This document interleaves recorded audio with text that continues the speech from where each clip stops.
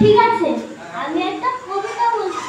আচ্ছা, ভালো রকম কবিতা বলবে কিন্তু কোনো রকম ভুল করবে না তো? ঠিক আছে, করবো না।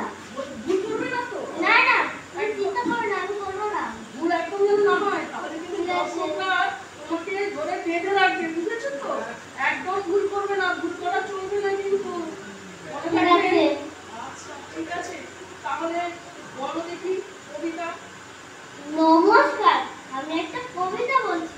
কবিতাটার নাম হাট। কিন্তু হাট কবিতা কে লিখেছেন সেটা তো বলো। রবীন্দ্রনাথ ঠাকুর। ও, রবীন্দ্রনাথ ঠাকুর। আচ্ছা, আজকে কি দিন বলো তো? রবীন্দ্রনাথ ঠাকুরের জন্মদিন।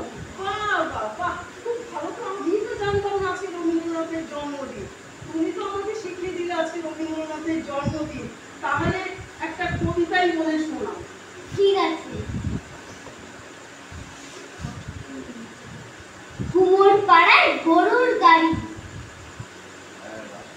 বোঝাই করার কলসি হাড়ি। গাড়ি চালায়, গাড়ি চালায়, গাড়ি চালায়, গাড়ি চালায়, গাড়ি চালায়, গাড়ি চালায়। বলো না গাড়িকে চালায়। রবীন্দ্রনাথ ঠাকুর। হ্যাঁ?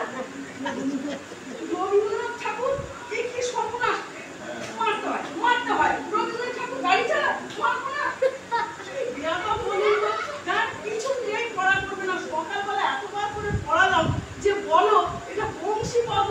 ও কি করে এখন বলে ফেললো? কি বলবো বলুন তো? এই, এদিকে এসো। পালিয়ে বাঁচলে হবে না, তোমার এখানে বলতে হবে কেন তুমি রবীন্দ্রনাথের কথা বললেন। তুমি রাগ করবেন, অন্যায় স্বীকার করো। বলো, আমার আমার ভুল হয়ে গেছে, বলো। আমার ভুল হয়ে গেছে রবীন্দ্রনাথ ঠাকুর, আমায় ক্ষমা করে দাও। ক্ষমা করে দাও। তো যাই হোক, এখন ভুল তো বলে ফেলেছি, কিছু তো করার নেই, তাই তো?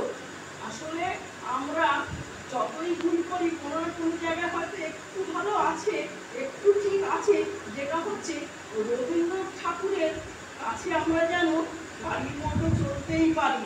উনি যেন আমাদের নিয়ে চালিয়ে যেতে পারে। উনি তো আমাদের ড্রাইভার, তাই না? আমরা আসছে আরো দীর্ঘ দীর্ঘ অনেক কোটি কোটি বছর ধরে রবীন্দ্রনাথকে মনে করেই যেন চলতে পারি। আমরা যেন ওনার কাছে কৃতজ্ঞ হয়ে থাকি যে আসছে আরো কোটি কোটি বছর যেন ওনার নাম স্মরণ করতে পারি। তিনি আমাদের সেই আশীর্বাদ করুন, আমরা যেন ওনার পথে চলতে পারি। এইভাবেই আমরা